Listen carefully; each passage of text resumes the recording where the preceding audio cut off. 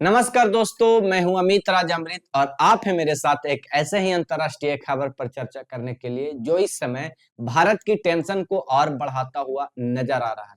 दोस्तों, जैसा कि आपको पता है कि जब से भारत में पहलगाम अटैक हुआ था, मोदी सरकार की कैबिनेट ने यह फैसला लिया था कि अब जो है खून और पानी एक साथ नहीं बह सकते और सदियों पुरानी चली आ रही इंडस वाटर ट्रीटी को, जो कि वर्ल्ड बैंक की मध्यस्थता में शुरू की गई थी, उसे समाप्त करने का फैसला भारत ने लिया। इतने से भारतीयों का मन नहीं भरा और वो चाहते थे कि जिस तरह से पहलगाम अटैक हुआ उस तरह से पाकिस्तान पर भी हमले की या बदले की कार्रवाई की जाए। इसको भांपते हुए मोदी सरकार ने ये डिसीजन जो है सेना के ऊपर छोड़ दिया था और ये मोदी सरकार ने कहा था कि ये फैसला डिसीजन लेगी और भारतीय सेना के द्वारा ऑपरेशन सिंदूर चलाया गया, जिसमें पाकिस्तान में बैठे आकाओं को निशाना बनाया गया, उनके आतंकवादी ठिकानों को निशाना बनाया गया। आपको पता है कि जिस प्रकार से ये युद्ध फैला और धीरे धीरे कई देशों का ये मोरल प्रेशर बनता गया कि ये युद्ध को खत्म किया जाए, क्योंकि भारत और पाकिस्तान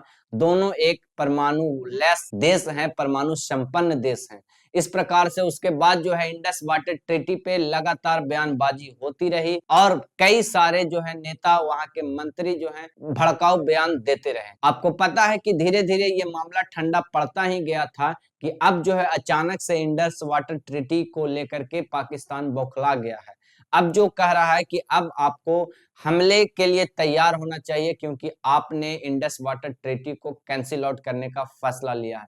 आखिर ये सवाल उठता है कि पाकिस्तान के पास इतने पावर आए कहां से? ये पाकिस्तान जो कल तक आवाज नहीं उठाता था, कि आखिर उसके पास इतना शक्ति आया कैसे? उसके पीछे जो वजह है दोस्तों, उसके पीछे जो वजह है वो वजह है डोनाल्ड ट्रंप। उसके पीछे जो वजह है वो डोनाल्ड ट्रंप है, यानी अमेरिका है। अमेरिका साथ दे रहा है पाकिस्तान का। इस समय अमेरिका पाकिस्तान प्रेमी हो चुका है। आपको पता है कि ये डोनाल्ड ट्रंप अमेरिका के राष्ट्रपति हैं, वो देश हित में नहीं, वो एक व्यापारी के नजरिए से देश को चला रहे हैं। इस समय जब भारत ने ये सीज फायर हुआ था पाकिस्तान को लेकर के, तो ये डोनाल्ड ट्रंप ही पहला व्यक्ति हैं जिन्होंने कहा था कि मैंने भारत और पाकिस्तान का सीज फायर करवाया है।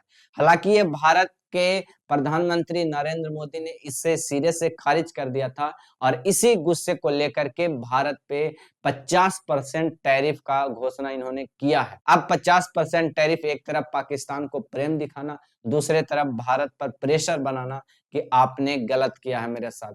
कहीं न कहीं भारतीयों की ये दिल में थोड़ा सा रोष अमेरिका के प्रति जाग उठा है।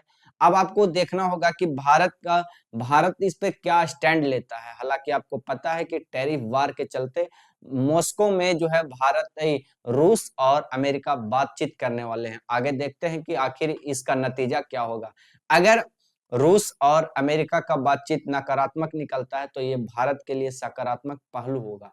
अगर रूस और अमेरिका का जो बातचीत होता है वो सकारात्मक निकला तो भारतीयों के लिए एक बुरी खबर आ सकती है। हो सकता है कि पाकिस्तान फिर से रिटेलिएट करे भारत के ऊपर, और इस समय भारत के साथ साथ देने वाला कोई नहीं है दोस्तों। इसी प्रकार से लेटेस्ट अपडेट के लिए आप हमारे चैनल अमृत सोशल अफेयर को सब्सक्राइब जरूर करें और बताएं कि पाकिस्तान इस समय क्या-क्या कर सकता है। क्या सच में भारत जो है ये अकेला पड़ गया है बाजार में, या फिर भारत का कोई और साथ देने वाला यहाँ पे तैयार है? क्योंकि अमेरिका और रूस तो अब मिलने चले गए हैं, इन लोग दोस्त बन चुके हैं। अब बीच में खड़ा है भारत और भारत के साथ खड़ा है सामने से वार करने वाला दुश्मन पाकिस्तान। अब देखते हैं कि आगे फैसला क्या होता है। जय हिंद, जय भारत।